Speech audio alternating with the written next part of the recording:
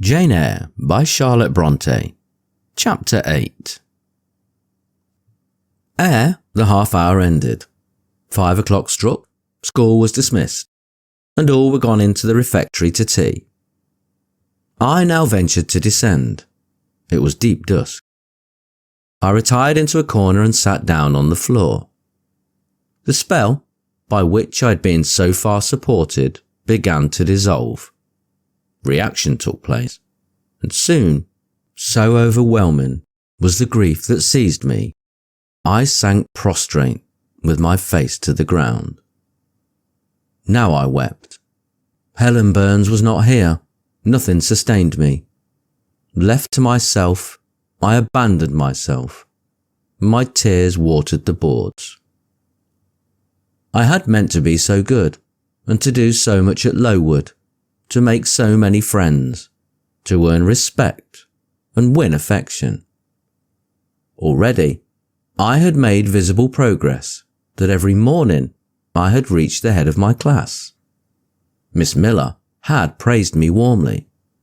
Miss Temple had smiled approbation. She had promised to teach me drawing and to let me learn French, if I continued to make similar improvements 2 months longer.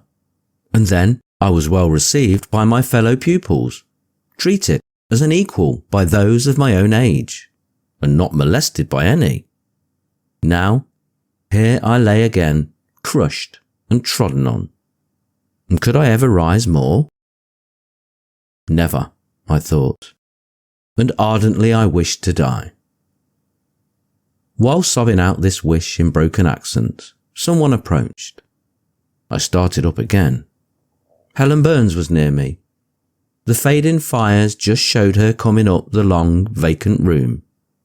She bought my coffee and bread. "Come, eat something," she said.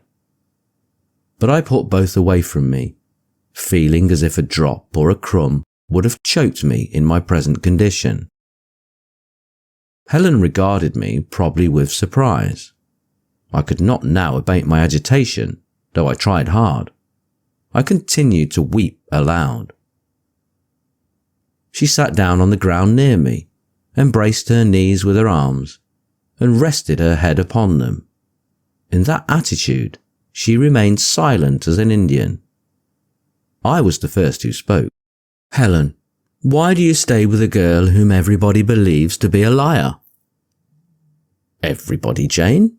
Why, there are only 80 people who have heard you called so, and the world contains hundreds of millions."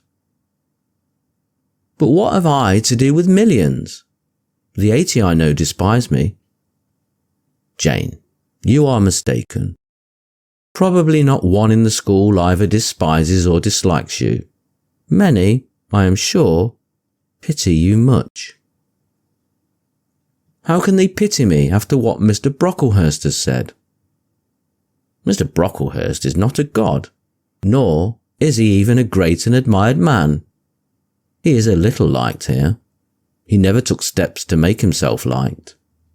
Had he treated you with an especial favourite, you would have found enemies, declared or covert, all around you. As it is, the greater number would offer you sympathy if they dared. Teachers and pupils may look coldly on you for a day or two, but friendly feelings are concealed in their hearts, and if you persevere in doing well, these feelings will ere long appear so much the more evidently for their temporary suppression. Besides, Jane—" She paused. "Well, Helen," said I, putting my hand into hers. She chafed my fingers gently to warm them, and went on. "If all the world hated you, and believed you wicked, while your own conscience approved you, and absolved you from guilt, you would not be without friends. No, I know I should think well of myself, but that is not enough. If others don't love me, I would rather die than live. I cannot bear to be solitary and hated, Helen. Look here, to gain some real affection from you or Miss Temple, or any other whom I truly love, I would willingly submit to have the bone of my arm broken, or to let a bull toss me, or to stand behind a kicking horse and let it dash its hoof at my chest. Hush, Jane.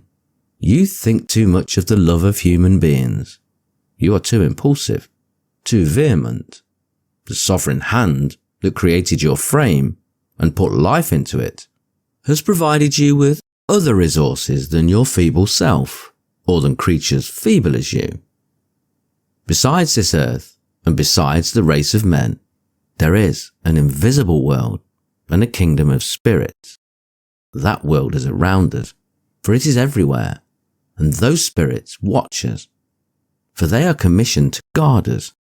And if we were dying in pain and shame, if scorn smote us on all sides, and hatred crushed us, angels see our tortures, recognize our innocence, if innocent we be, as I know you are of this charge, which Mr. Brocklehurst has weakly and pompously repeated at second hand from Mrs. Reed.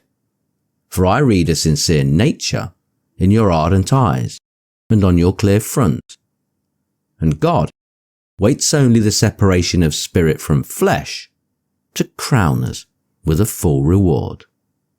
Why then should we ever sink overwhelmed with distress, when life is so soon over, and death is so certain an entrance to happiness, to glory?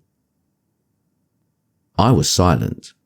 Helen had calmed me, but in the tranquillity she imparted, there was an alloy of inexpressible sadness. I felt the impression of woe as she spoke, but I could not tell whence it came. And when, having done speaking, she breathed a little fast and coughed a short cough, I momentarily forgot my own sorrows to yield to a vague concern for her. Resting my head on Helen's shoulder, I put my arms around her waist. She drew me to her, and we reposed in silence. We had not sat long thus when another person came in. Some heavy clouds, swept from the sky by a rising wind, had left the moon bare, and her light, streaming in through a window near, shone full, both on us and on the approaching figure, which we at once recognised as Miss Temple. "I came on purpose to find you, Jane Eyre," said she. "I want you in my room, and as Helen Burns is with you, she may come too." We went, following the superintendent's guidance. We had to thread some intricate passages and mount a staircase before we reached her apartment. It contained a good fire and looked cheerful. Miss Temple told Helen Burns to be seated in a low armchair on one side of the hearth, and herself taking another, she called me to her side. "Is it all over?" she asked, looking down at my face. "Have you cried your grief away?" "I am afraid I never shall do that." "Why?" "Because I have been wrongly accused, and you, ma'am, and everybody else will now think me wicked." "We shall think you what you prove yourself to be, my child. Continue to act as a good girl, and you will satisfy us." "Shall I, Miss Temple?" "You will," said she, passing her arm around me. "And now, tell me, who is the lady whom Mr. Brocklehurst called your benefactress?" "Mrs. Reed, my uncle's wife. My uncle is dead, and he left me to her care." "Did she not then adopt you of her own accord?" "No, ma'am. She was sorry to have to do it. But my uncle, as I has often heard the servants say, got her to promise before he died that she would always keep me." "Well, now, Jane, you know, or at least I will tell you, that when a criminal is accused, he is always allowed to speak in his own defence. You have been charged with falsehood. Defend yourself to me as well as you can. Say, whatever your memory suggests as true, but add nothing and exaggerate nothing. I resolved in the depth of my heart that I would be most moderate, most correct, and having reflected a few minutes in order to arrange coherently what I had to say, I told her all the story of my sad childhood. Exhausted by emotion, my language was more subdued than it generally was when it developed that sad theme, and, mindful of Helen's warnings against the indulgence of resentment, I infused into the narrative far less of gall and wormwood than ordinary. Thus, restrained and simplified, it sounded more credible. I felt as I went on that Miss Temple fully believed me. In the course of the tale, I had mentioned Mr. Lloyd as having come to see me after the fit, for I never forgot the, to me, frightful episode of the Red Room, in detailing which my excitement was sure, in some degree, to break bounds. For nothing could soften in my recollection the spasm of agony which clutched my heart when Mrs. Reed spurned my wild supplication for pardon, and locked me a second time in the dark and haunted chamber. I had finished. Miss Temple regarded me a few minutes in silence. She then said, "I know something of Mr. Lloyd. I shall write to him. If his reply agrees with your statement, you shall be publicly cleared from every imputation. To me, Jane, you are clear now." She kissed me, and still keeping me at her side, where I was well contented to stand, for I derived a child's pleasure from the contemplation of her face, her dress, her one or two ornaments, her white forehead, her clustered and shining curls and beaming dark eyes. She proceeded to address Helen Burns. "How are you tonight, Helen? Have you coughed much today?" "Not quite so much, I think, ma'am." "And the pain in your chest?" "It is a little better." Miss Temple got up, took her hand and examined her pulse. Then she returned to her own seat. As she resumed it, I heard her sigh low. She was pensive a few moments. Then, rousing herself, she said cheerfully, "But you two are my visitors tonight. I must treat you as such." She rang her bell. "Barbara," she said to the servant who answered it, "I have not yet had tea. Bring the tray and place cups for these two young ladies." And a tray was soon brought. How pretty, to my eyes, did the china cups and bright teapot look, placed on the little round table near the fire. How fragrant was the steam of the beverage and the scent of the toast, of which, however, I, to my dismay, for I was beginning to be hungry, discerned only a very small portion.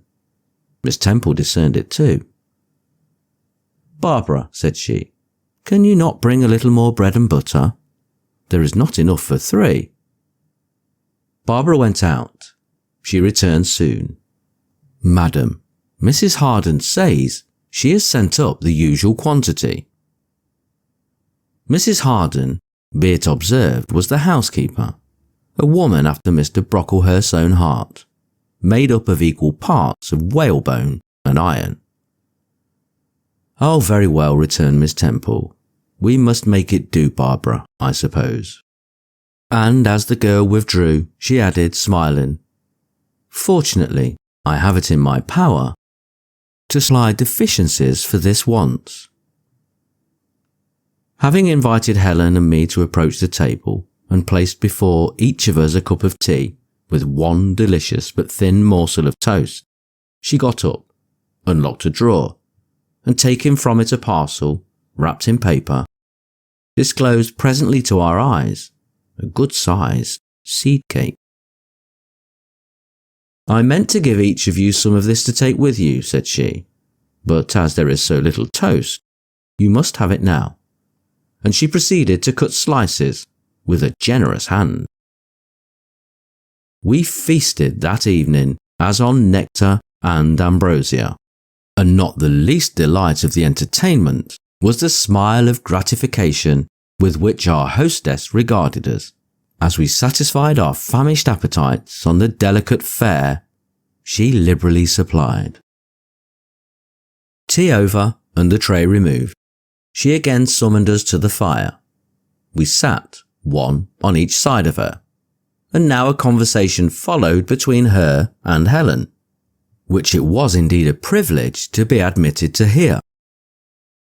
Miss Temple had always something of serenity in her air, of state in her mien, of refined propriety in her language, which precluded deviation into the ardent, the excited, the eager.